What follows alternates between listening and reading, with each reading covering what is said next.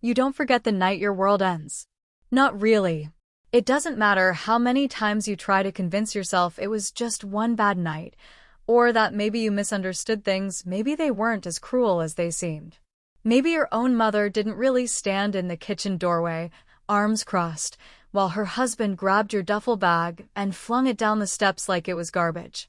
Maybe she didn't actually say the words, "You brought this on yourself, Leila," while her voice shook, not with regret, but with effort not to raise it too loud, so the neighbors wouldn't hear. But she did. And I remember it all. I was 15. Not a little kid, but not grown enough to handle what happened next, even though I told myself I could. I'd confronted my stepfather, finally, after years of whispering through clenched teeth, years of flinching whenever his footsteps echoed down the hallway late at night. That night, I looked him in the eyes and told him if he ever touched me again, I would scream loud enough to tear the drywall down. I said it like it was a threat, but really, it was a prayer. A last resort. A flare shot into the dark, hoping someone would see it. Hoping my mother would see it. Instead, she chose him. The blow didn't come from his hand. Not that time. It came from the lies. The ones they both stitched together like a blanket to smother the truth. It wasn't enough to throw me out, they needed to erase me. Make it seem like I'd done something wrong. That's how it started. That night, I sat on the curb outside our crumbling duplex with a duffel bag that used to belong to my older cousin, frayed zipper, torn handle, and a wallet with maybe $17 inside, if that. No phone, no charger, nothing that connected me to the home that was no longer mine. I had just enough pride not to cry in front of them, just enough stubbornness not to beg. But as the front door slammed shut behind me and the porch light flickered off, I heard the bolt slide into place and something inside me cracked. Not like glass. Like bones. Something that wouldn't heal right. I wandered. That's what they wrote in the police report later. Leila wandered off after a disagreement with her family. They didn't mention that the disagreement was me refusing to be silent anymore. They didn't mention that the door wasn't just closed, it was locked, and I was banned from ever using my name in that house again. I didn't go far that night. Just to the park a few blocks down, the one with the broken seesaw and the rusted swings. The rain had started somewhere along the walk, just a whisper at first, then a steady percussion that soaked through my hoodie and turned the gravel to mush. I sat on a bench under a streetlight that buzzed like a dying bee and pulled my knees to my chest, trying to make myself smaller. Safer. Invisible. And that's when it hit me, the moment that burned itself into my memory forever. I smiled. Not because I was happy. Not because anything made sense. But because I needed anything, to convince myself I wasn't broken. I looked up at the rain slicing through the glow of the street lamp and said it out loud, just to see if the words would feel real once spoken. Well, I guess I'm free now. It was the worst kind of lie. The kind you tell yourself to survive. The kind that keeps your hands from shaking and your tears from falling, even though your heart is howling like a dog left out in a storm. I was missing for 3 days. That's what the flyer said. My school photo, pixelated and grim, stared back at me from telephone poles and the corner store bulletin board. My mother cried in the news clip, fake tears, thick and theatrical. "We just want her home," she said, dabbing her eyes with the same hand that had signed the withdrawal papers from my high school 2 days later. By the time the flyers started to fade, she'd already called and told the police not to worry. "She ran off," she said. "She's with some boy, probably. Troubled kid. We did all we could." And just like that, Leila Carter became a cautionary tale. The girl who couldn't be saved. But here's the thing they didn't count on. I wasn't gone. I didn't disappear. I was still here. Watching. Remembering. Planning. I slept in stairwells. Bus stops. Once in the laundry room of a half-empty apartment building that smelled like mildew and despair. People passed me by like I didn't exist, and maybe I didn't, not as far as my mother was concerned. She never came looking. Never called hospitals. Never whispered my name to the wind. She just moved on. Told the neighbors I'd always been difficult, like the way you'd describe a broken appliance you didn't want to fix. By the time the whisper stopped, I'd vanished from more than just the dinner table. I was gone from every family photo. My social media accounts were wiped clean. My bedroom turned into a guest room, the walls painted beige like a fresh start. But I wasn't a ghost. I was a memory waiting to turn into a reckoning. There are certain truths the world doesn't tell you until you're already drowning in them, one of them being just how fast your name can stop mattering once it no longer appears in anyone's records, anyone's phone, or anyone's memory. I spent my 16th birthday curled up behind a dumpster behind a Thai restaurant that never bothered to lock their trash lids, the scent of sweet basil and spoiled meat coiling around my clothes like a second skin.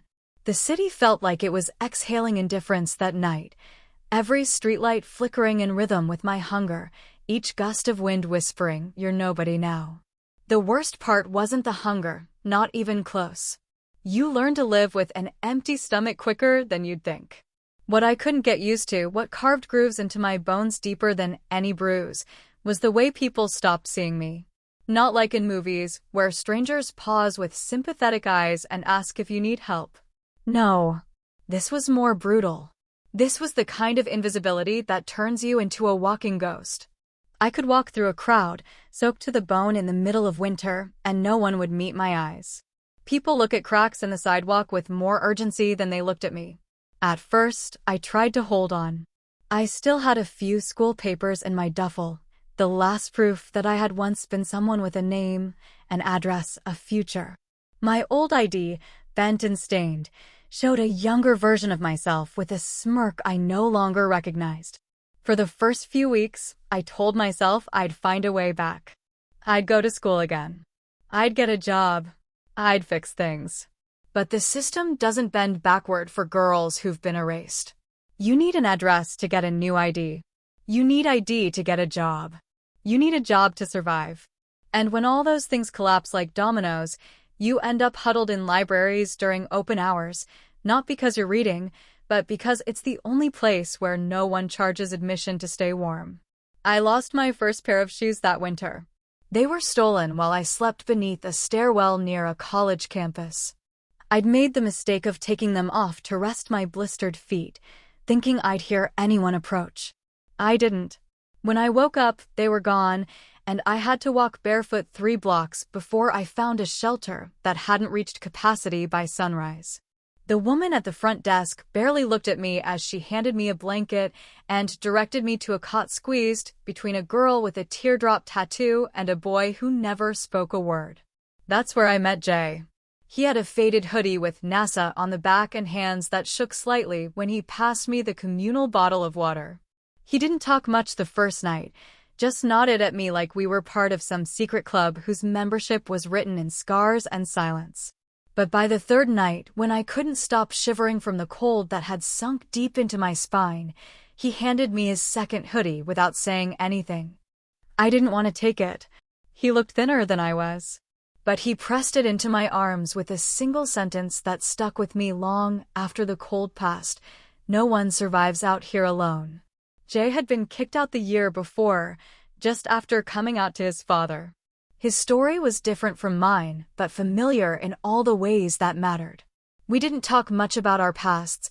We lived too much in the present, where things like food, warmth, and safe places to sleep became currencies more valuable than hope. But we had each other's backs. We took turns watching while the other slept. We learned which soup kitchens served food without asking questions, and which corners you could beg on without getting chased off by cops. Sometimes, though, the world cornered you. It demanded choices you weren't ready to make. There was a night, maybe 2 months after I met Jay, when we'd both gone almost 2 full days without food. The shelter had been shut down for repairs, and the churches had closed early due to some weather warning. Jay had collapsed onto a bench in the train station, his lips cracked and his face ashen. I remember pacing in front of a vending machine that mocked me with its glowing neon candy bars behind thick glass. I didn't have $1. I didn't even have change. But there was a businessman, suit, briefcase, Bluetooth in one ear, who dropped his wallet when he leaned over to answer a call. It was right there. Open. Hundreds of dollars inside. And I stared at it like it was made of fire. I didn't take it.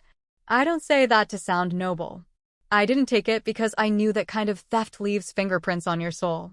I wasn't ready to lose that last thread of myself, not yet. Instead, I walked over, picked it up, and tapped him on the shoulder.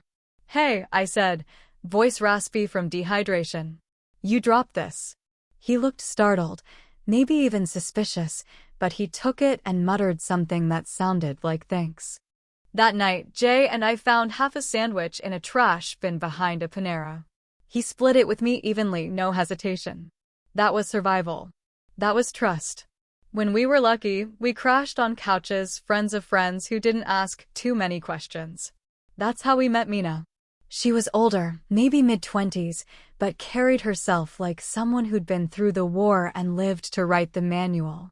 She wore combat boots and a denim jacket covered in patches, each one earned, not bought. She used to be one of us, she said, back when she was 13 and living in the back of a van. Now she worked at a drop-in center that served kids like us, only she bent the rules when necessary. "You got no ID?" she asked the first time she saw me hesitate at the intake form. "Then your name's whatever you say it is. You get to decide who you are now. Not them." Her words lodged deep in my chest, nestled next to the wounds I'd stopped counting. Mina taught me how to navigate the cracks in the system. Which shelters were safe for girls. Which places to avoid. How to fake a birth date well enough to pick up shifts under the table cleaning motels or washing dishes.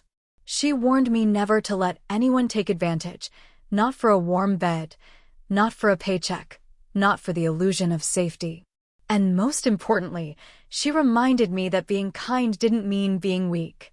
"You can have a heart and still grow teeth," she said, watching me help a younger girl fix her busted backpack.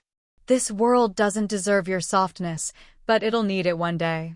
Don't forget that." It was Mina who gave me the matchbook that changed everything. She didn't know what I'd do with it. She just said, "Sometimes the only way forward is to burn what's behind you." The school papers were still folded at the bottom of my bag. They'd survived rain, theft, relocation, and time. They were the last pieces of Leila Carter, age 15, missing teen, runaway, cautionary tale.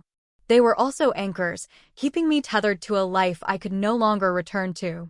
So one night, as Jay slept beside me under a bridge near the waterfront, I sat cross-legged and unfolded every page. I read my 8th grade essay on Maya Angelou, my report card, the detention slip for calling my science teacher a coward. And then I struck a match. The flame took its time. Paper curls in heat like it's gasping, like it doesn't want to die, but knows it must. I watched the name Leila vanish in ash and smoke, one looped L at a time. When it was over, I didn't cry. I didn't scream. I just stared into the embers until they cooled. That was the moment I died. Not the night I was thrown out. Not the first time I stole a muffin. Not even the night I refused to steal from the businessman. No. It was that moment, silent, steady, when I chose to stop being her. In the morning, when Jay asked what I was doing, I looked at him, voice steady as stone. "I'm L now," I said. "Just L." And he didn't ask why. He just nodded. "Okay," he said. "L it is." He reached into his backpack and pulled out a marker. "You want to write it on your jacket?" he asked. "Claim it before the world tries to take it?" So I did. Right across the inside seam, where only I could see it. L. Not a girl who ran away. Not a missing poster. Not a problem to be solved. Just a girl choosing to live, even when the world tried to forget she ever existed. There are moments in your life when silence becomes a skill, not a wound. When you teach your voice to stay hidden behind your teeth because you know the cost of being heard. For me, those moments multiplied during the years I lived as L, not Leila, not the girl they discarded like spoiled food left out in the sun. L was no one's daughter, no one's problem, no one's story to twist.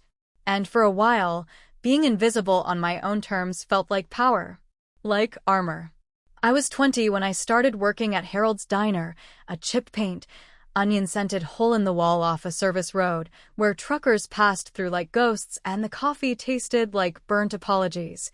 I washed dishes first, silent, sweaty, and unacknowledged, until Marcia, the manager, realized I could prep vegetables faster than anyone she'd ever hired under the table. "You ever worked kitchens before?" she asked, her voice hoarse from 30 years of smoking. I just nodded. No need to complicate things with truth.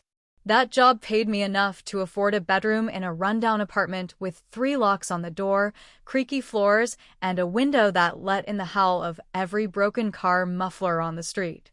Jay slept in the other bedroom, his wall covered in drawings and cutouts from science magazines he'd collected from public libraries. Mina had the converted den, though by then, she wasn't just the girl who once survived the streets with us.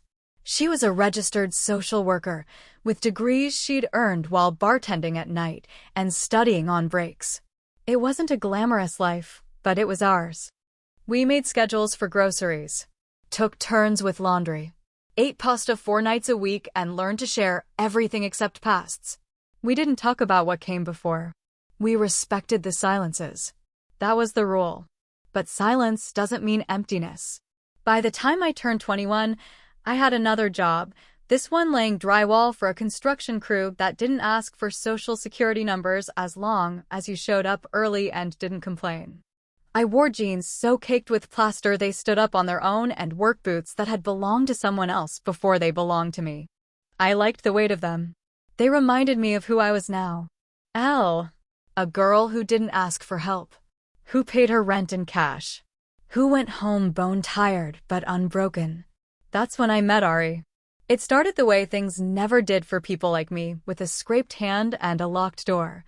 I'd been walking home from a shift, trying to carry 2 bags of groceries and a roll of garbage bags when I tripped over a cracked sidewalk panel. The plastic tore.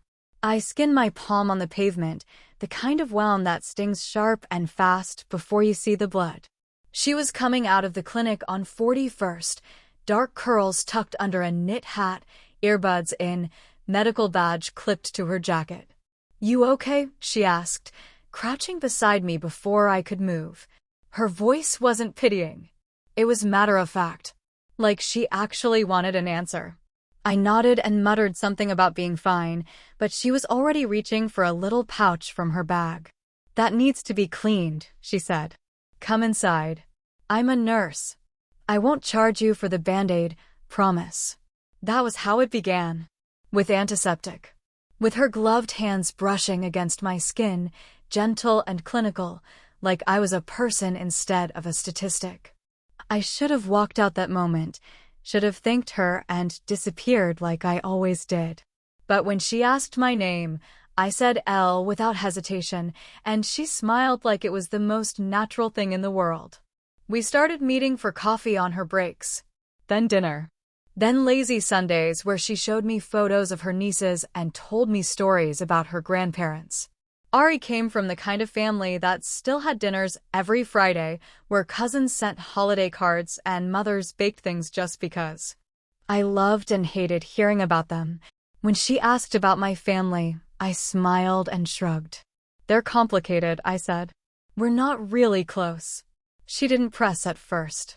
But as months passed, she started asking more questions. What were my parents like? Did I have siblings? Where was I from? I got good at lying. Not elaborate lies, just the kind that deflect. I made it sound like distance, not betrayal, had torn us apart. I said things like, "It's just easier this way, and we haven't talked in years."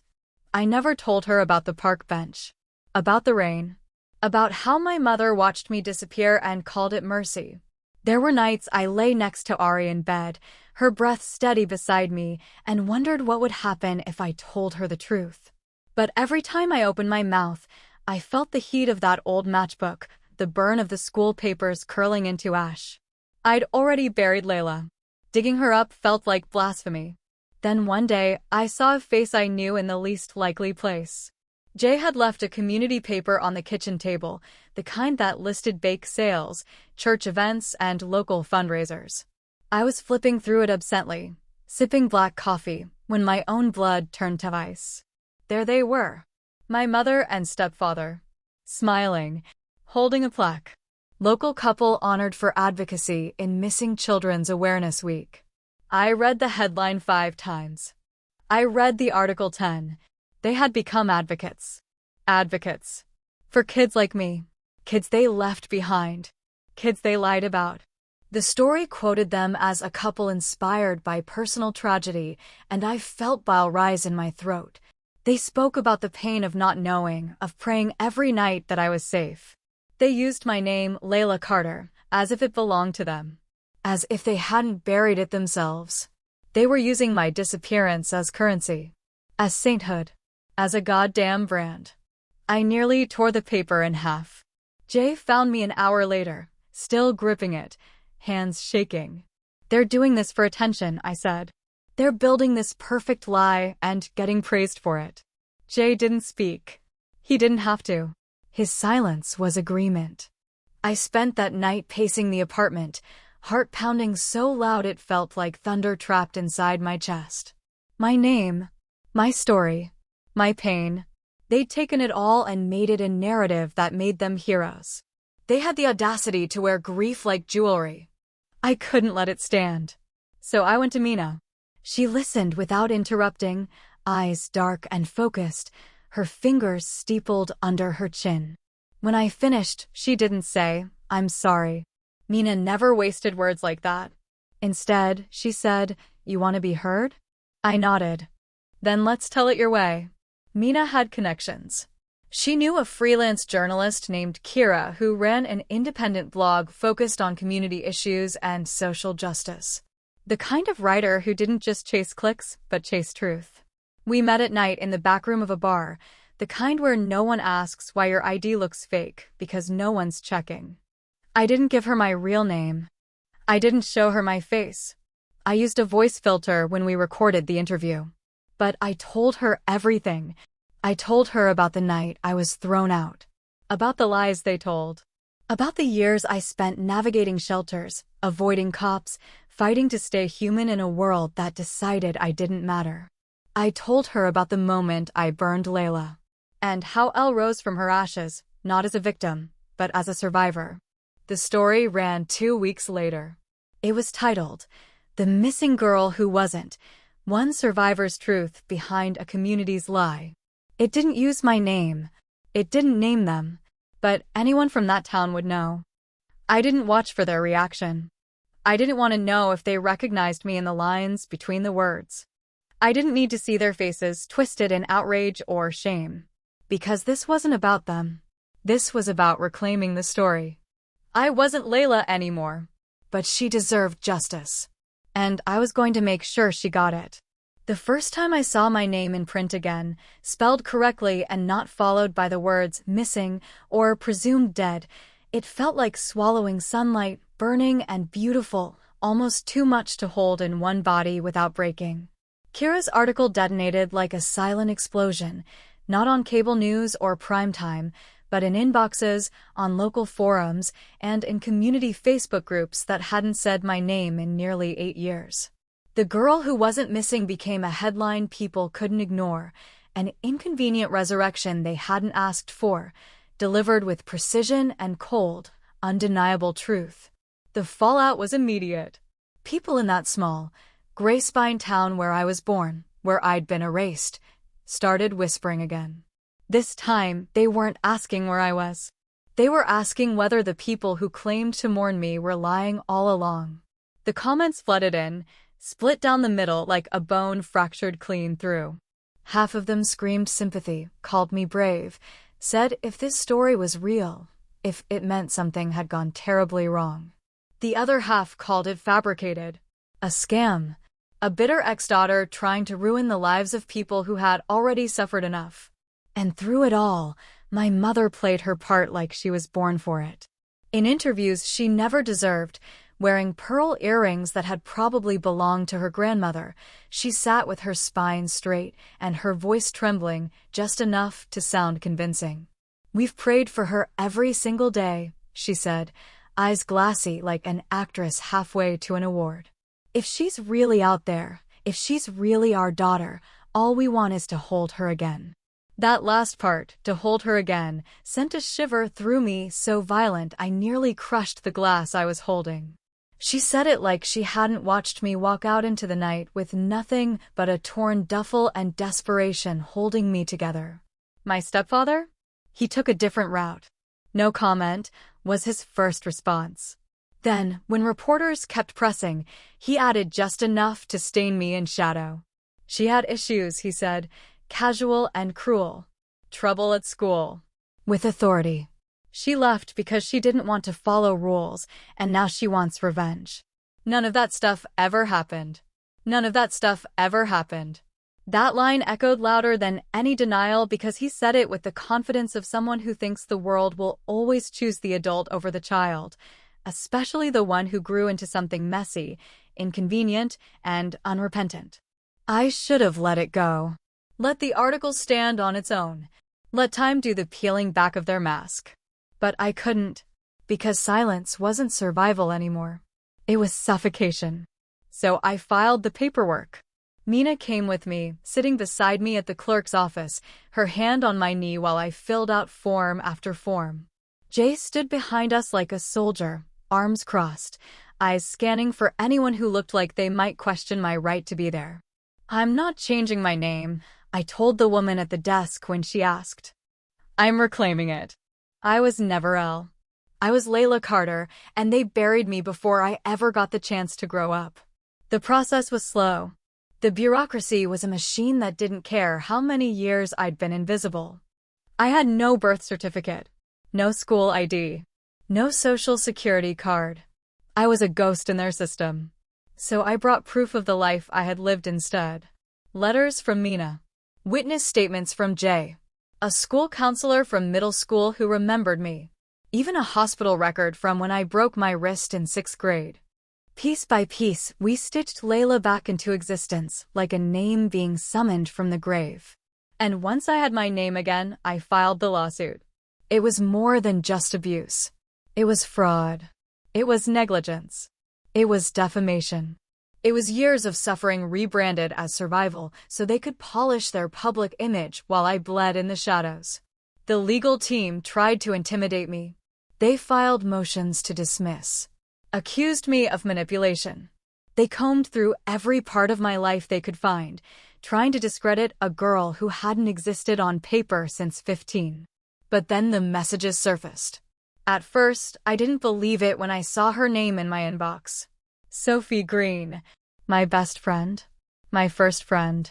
The girl I used to braid friendship bracelets with on her bedroom floor, who'd cried when I didn't show up to our freshman history presentation, not knowing I was already gone by then. She sent one sentence. I think it's time I told the truth. Attached were screenshots, dozens of them. Messages I'd sent from public Wi-Fi hotspots, from borrowed phones, from email accounts I'd created on library computers, all begging for someone to believe me. Messages from the first few weeks after I was thrown out.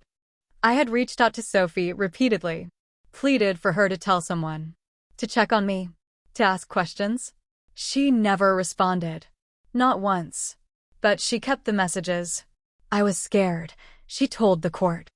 I thought I was protecting her by staying out of it, but now I know I wasn't protecting anyone. That testimony shifted everything. It cracked the veneer my mother had worn so convincingly.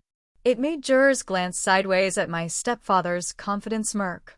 It gave teeth to the voice they had tried to silence for nearly a decade. Jay testified. He spoke about the nights we starved.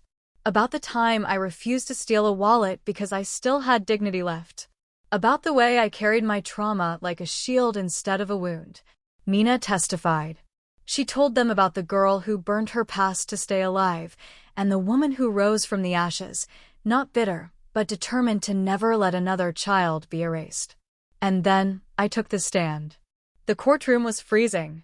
Not from the AC, but from the atmosphere, tight, brittle, like a glass waiting to shatter. I brought a piece of paper with me. I didn't need it. I knew every word by heart, but I wanted them to see the weight of it. I looked directly at my mother, her hair perfect, her hands clasped like she was praying, and I read the words out loud. "You buried me," I began. "You said I was dead."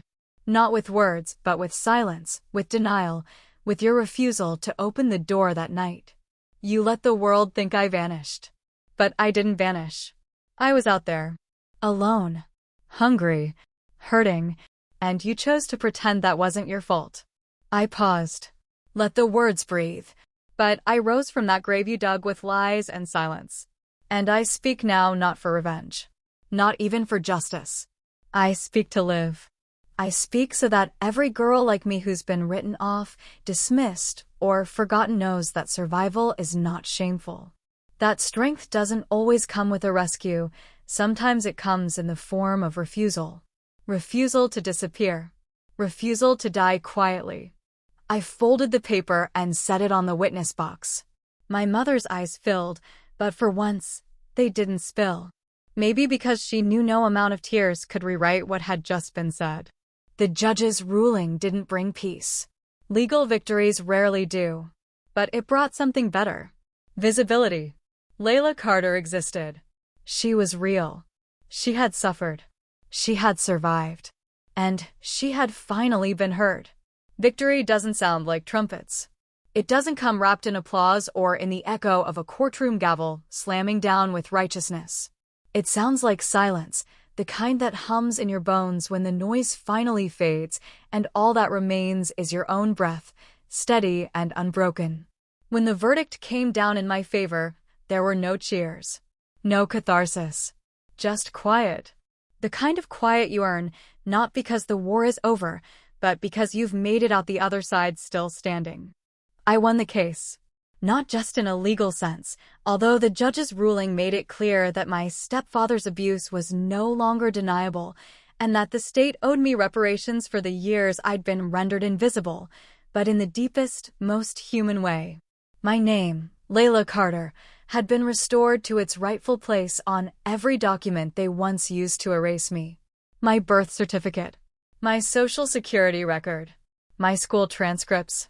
Even my medical records had been updated to reflect a truth no longer hidden behind pseudonyms and survival tactics. But no one gives you back time. No one refunds the birthdays you spent on park benches or the nights you spent memorizing bus schedules because you had nowhere to go. No one returns the girl who used to laugh in her mother's kitchen or believe the world would protect her because adults were supposed to be safe. Those years are ashes. And even if the fire is out, the scent of smoke lingers for a lifetime. After the court ruling, I disappeared again, not because I had to, but because I needed to find myself beyond the noise. Ari had stayed through it all. Quietly. Fiercely. She never asked me to be more than I could be, never pushed when I flinched at the word love. She didn't flinch when the headlines reached her hospital or when her own mother asked, "Is this really the girl you've been seeing?" Instead, she held my hand and said, "Yes." And I'm proud of her. Still, I needed space. I spent a month upstate, renting a tiny cabin with uneven floors and a view of nothing but pine trees and sky. I wrote pages that never made it into the book. I cried without needing to explain why. I burned a second matchbook, not out of despair, but to say goodbye to the parts of myself that had survived on nothing but grit and hunger. I wasn't starving anymore. I wasn't hiding. When I came back, Jay had already cleared a corner of our apartment for something new. "You said you wanted to do more than just heal," he told me. "You said you wanted to build." And so we did. Together with Mina, who had officially left her job with the city to help us full-time, we launched Second Light, a nonprofit dedicated to supporting youth who had been erased. Not just runaways or unhoused kids, but those forgotten by the system, overlooked by the courts, misnamed and misfiled and misplaced until they vanished in everything but spirit. We started small, a rented storefront near the train station, 2 folding tables, a stack of flyers we printed at a library. But word spread. We offered legal support for identity restoration, counseling, safe temporary housing, skills training. Most of all, we listened. And when I say we, I mean it. I didn't sit in an office and issue statements. I sat on the floor with kids who didn't know where to sleep that night and told them, I believe you. I read poetry scrawled in margins. I held trembling hands. I told my story again and again, not for pity, but to remind them that survival was not shameful. That living without a name didn't make you less human. Meanwhile, Kira, the journalist who had helped begin the unraveling, encouraged me to tell the story in full. You don't owe anyone a memoir, she said, gently but firmly. But if you ever want to write it, I'll make sure it gets seen. I wrote it on the weekends, in the quiet hours after the shelter closed for the night, after the emergency calls had slowed. Each chapter peeled back another layer of grief, another scar I hadn't let myself name before. I didn't write to accuse. I wrote to exist. To say, this happened. I happened. By the time my 25th birthday arrived, a milestone I never believed I'd reach, the manuscript was complete. It was called The Girl Who Didn't Die. A week after the first proof arrived in the mail, I took a walk through my old neighborhood. Not in disguise. Not with bitterness curled in my stomach. I wore jeans, a simple jacket, and the name I had fought for stitched across my ID like a flag reclaimed after war. The streets had changed. New houses built. Familiar ones repainted. The corner store now a boutique that sold hand-poured candles and imported teas. I stood in front of the house where I'd been erased, the pale blue one with the peeling shutters and the front steps that still leaned slightly to the right. I didn't go inside. I didn't need to. My mother no longer lived there. After the trial, she'd relocated to some smaller town 2 states away. She never tried to contact me. That silence felt truer than any apology she might have fabricated. I whispered one thing to the wind, soft but sure. I forgive you. Not because she deserved it, but because I did. Forgiveness wasn't absolution. It wasn't an invitation to return. It was a door I opened for myself, to walk through and never look back. The youth center opened on a rainy October morning, the kind of day that would have made the old me curl inward from memory, but the new me, the Leila who had survived, rebuilt, reclaimed, I welcomed the rain like a baptism. The front of the building bore a simple plaque, silver and clean, mounted beside the door. The Leila Carter Youth Center, for those who were told they didn't matter. You do. Dozens of us gathered that day, current staff, former street kids who now had degrees and salaries and hope. Ari stood at the edge of the crowd, eyes shining, camera phone in hand, but not interfering. She knew I had to speak alone. I stepped up to the microphone, heart steady. They tried to bury me, I said, voice clear, unwavering. But I wasn't dead. I was just beginning to grow. And this time, when the silence came after the words, it wasn't heavy.